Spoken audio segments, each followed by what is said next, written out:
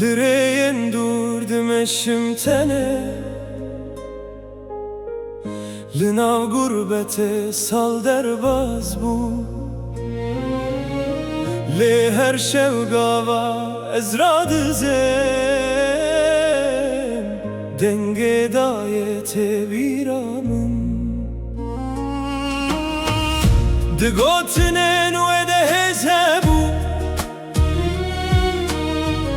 Di çavên wê de hêvî hebû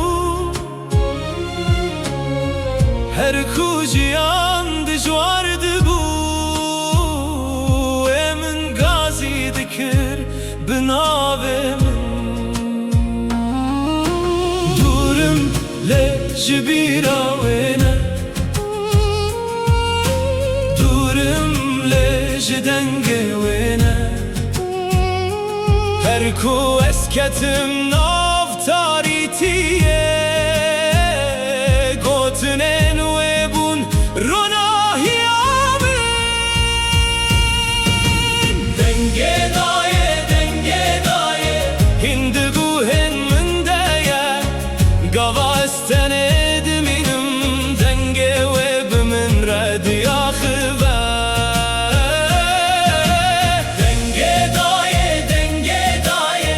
Ekstraneke namîre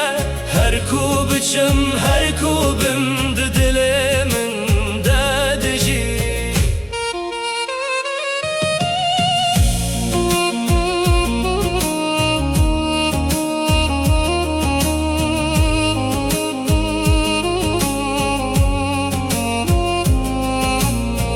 Demek zarok bûm li cem wê Bêfikr û bêxem dijiyan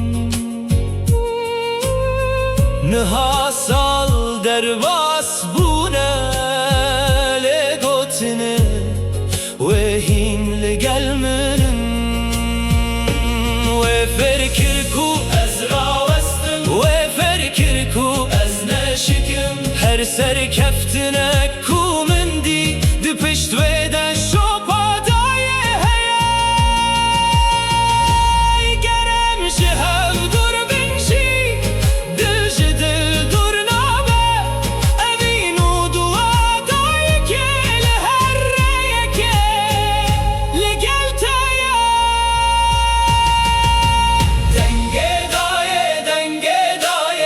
Hindi guhên min de ye